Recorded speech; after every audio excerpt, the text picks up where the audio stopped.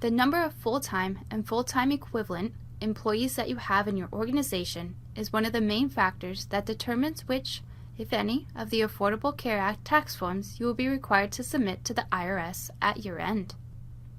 In this lesson, you will learn about the tools that are available in the payroll application in Stage 300 Construction and Real Estate to track the number of full-time and full-time equivalent employees that worked for your company for each month of the year. After completing this lesson, you will be able to assign the appropriate ACA exempt status for full-time and non-exempt employees.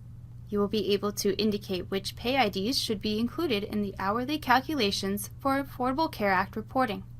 And you will be able to enter the hours worked in each month for the non-exempt employees and determine your full-time and full-time equivalent employee counts.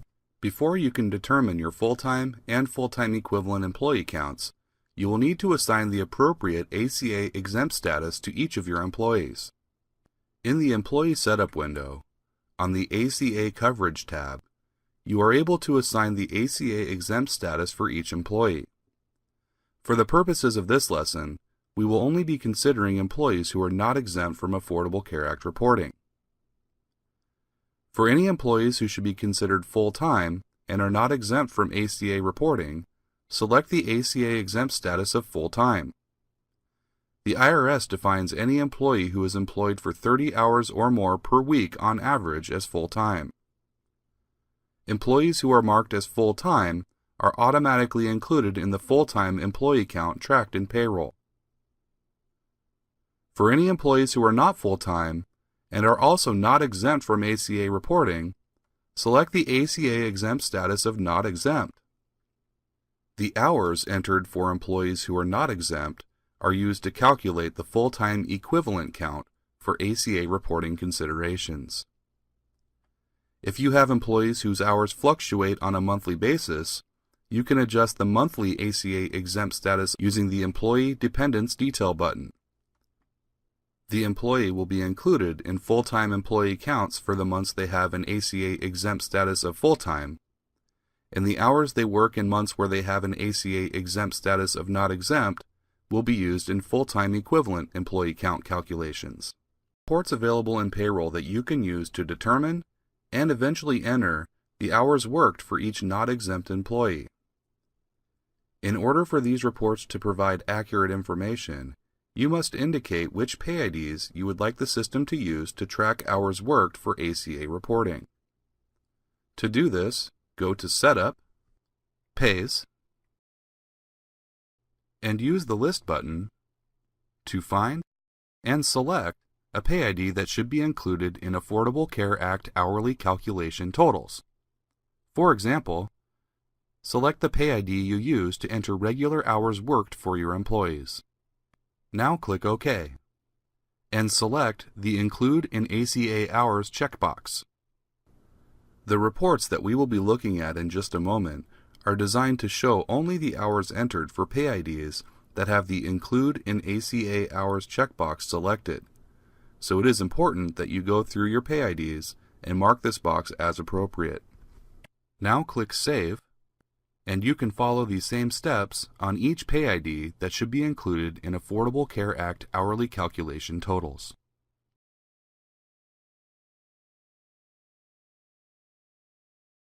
After all of the appropriate pay IDs have been updated, click Close.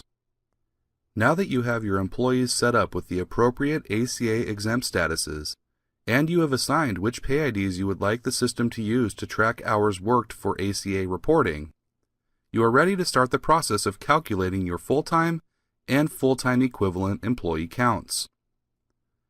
These calculations can be made for you using the ACA compliance task in the Payroll application. To access it, in Payroll, go to Tasks and select ACA Compliance. Each time this window opens, it will default to the current year, but you can change it by selecting another year in the list if you need to. In the table, each active employee is displayed, with columns for each month in the year that you can use to record the hours that were worked. By default, terminated employees are not displayed. If you want to see terminated employees in this table, select this checkbox. For the purposes of this window, an employee is considered terminated if the termination date entered on the Employee Setup Miscellaneous Info tab is more recent than the dates entered for the hire date or rehire date, and is not in the year selected here. Earlier in this lesson, you learned how to record the Affordable Care Act exemption status for each month of the year for each employee under Setup, Employees, ACA Coverage. For each month that an employee was designated as full-time, the units column will be pre-filled with 130, and the fields will be unavailable for editing.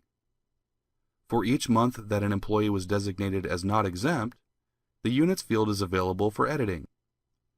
In order for the totals at the bottom of this window and values on reports to be accurate, you must manually enter the number of hours these employees worked in each month. To enter the hours worked, click into a cell and enter the number of hours the employee worked in that month. Then just work your way down the list of employees, entering the hours each non-full-time employee worked in the month. However, if your company enters daily time using the hourly distribution window, you can automatically pull the hours into the units field in the ACA compliance window. To do this, click the Use Daily Distributions button in the ACA compliance window. A warning message will appear. Clicking Yes to this message will override time entries that were manually entered in the ACA compliance window for non-exempt part-time employees and populate with hours calculated from the daily distribution record. Click Yes to this message to continue. The table now shows the hours worked per month for part-time employees. Since employee 104 worked more than 130 hours in the month of May, the software will change May to be full-time and gray out the units field. In the Affordable Care Act Compliance Details window, the ACA exempt status for May has changed to full-time since the employee worked over 130 hours in the month of May. As units are entered by month for each employee, the totals at the bottom are updated. Monthly totals include all hours entered in the month column for each employee. For full-time employees, the software uses 130 hours. For non-full-time employees, it will use the number of hours entered here. The Fte Count provides the total number of employees that are considered full-time for Affordable Care Act reporting. Any employees who have a full-time Affordable Care Act exemption status on the employee setup are included in this total, as well as any employees whose hours that you have entered above total 130 hours or more in the month. This value will be used in column B in Part 3 of the 1094-C form when you print it at the end of the year. The FTE count displays the total number of full-time equivalent employees who worked in each month. This includes the Fte count below, as well as the total number of units up to 120 hours entered in the table above for non-full-time employees, divided by 120. For example, if you had 2 employees that each worked 60 hours, this would equal 1 full-time equivalent employee. This total should only be used for Affordable Care Act reporting purposes, and should not be used for any other purposes, such as determining if you are eligible for tax credits, as this may use a different method for calculating full-time equivalency. If you need more information about these values and how they calculate, including examples, read the help topics for this window, which you can access by clicking the question mark icon here. If you need to make changes to any of the Affordable Care Act information for a given employee, you can click the ellipse button at the end of the row to open the Affordable Care Act Compliance Details window, the same one you accessed earlier from the employee setup, to make changes. For example, if this employee was incorrectly marked as full-time and should instead be considered not exempt, make the change here and update any of the other information in this window as needed. Keep in mind that depending on your situation, it may also be appropriate for you to update the offer of coverage, employee share of premium, and safe harbor information for the remaining months in the year depending on how the information must be reported on the 1095-C form. See the instructions for Forms 1094-C and 1095-C on the IRS website for details about how this information should be reported on these forms. Once you have made the necessary changes, click Save and close the window by clicking the X in the top right corner. Back in the Affordable Care Act compliance window, notice that the units fields are now available on the row for this employee, and you can now use them to record the hours worked. You can update the information in this table as often as you like, whether it be at the end of each month or just once at the end of the year, to get the total number of full-time and full-time equivalent employees for Affordable Care Act reporting purposes. You can save your progress and return to this window at any time. Just make sure to click Save, and then you can close the Affordable Care Act compliance window. Now, you may be wondering, how will I know the number of hours to enter in the table? There are two reports available that you can use to determine the number of hours to enter for each of the not-exempt employees for each month in the Affordable Care Act compliance window. The first report we will look at provides the hours worked for each month based on the dates used on the time entries for each employee. To access it, go to Reports and select ACA Reporting. Let's select ACA Daily Time Entry by month. Now, select the payroll transaction file that contains the checks you want to include in the report.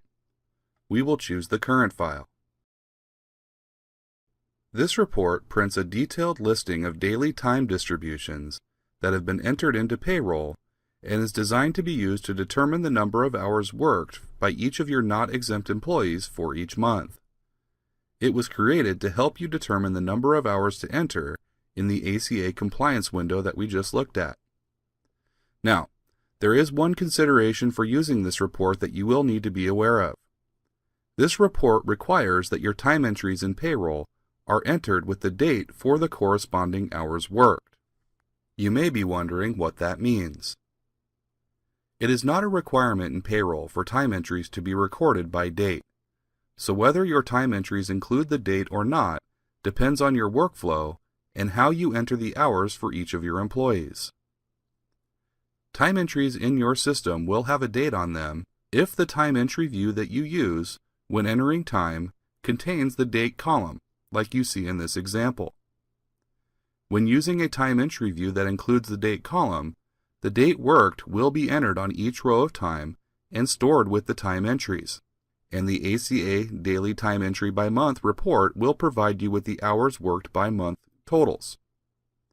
If not, don't worry. There is another report you can use to get this information by period end date that we will look at in just a moment. Now, assuming your time entries are recorded with dates on them, you can use the date range prompts here to control the information displayed on this report. The dates you enter here will be compared to the dates recorded with each time entry, allowing it to provide you with the total hours worked for each employee in each month. For example, enter the first day of the month for which you want to get the total hours worked for in the first prompt field, and the last day of the month in the second prompt field. There are two other options here that will affect the results of this report. Earlier in this lesson, you learned about the field on the PayID setup window that you can use to indicate if a pay should be included in ACA hourly reporting. If you do not select this checkbox, the report will display time entries for all PayIDs. But if you want to limit the report to include only the PayIDs that have been marked to be included in ACA hour totals, leave it selected. The second prompt field, Only Show Non-Exempt Employees, will restrict the report to showing only the time entries and totals for employees that have an ACA exempt status of not exempt. If you want to include full-time employees on this report, you can remove the check mark here. Otherwise, you can leave it selected and only the not exempt employees will be included. Let's preview the report. And here you see all of the time entries for pays that were selected to be included in ACA hours totals for any employees with a status of not exempt for the date range specified.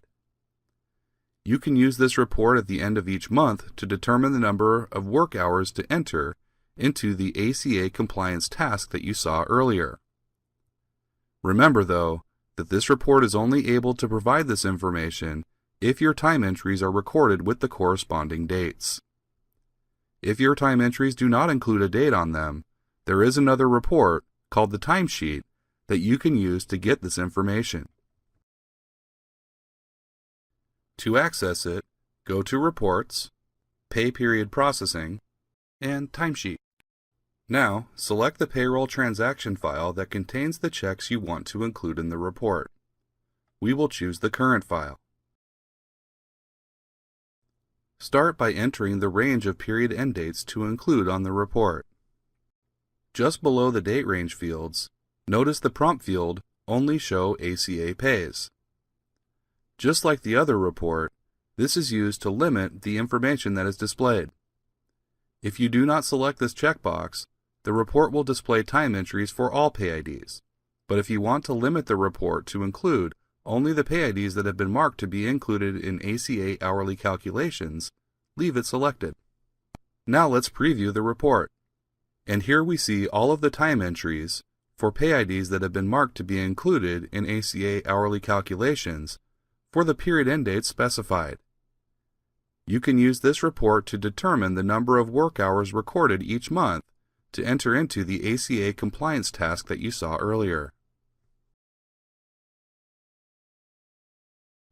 There is one more report to be aware of, one that you can use to verify that the information entered in the ACA compliance task window is complete and accurate.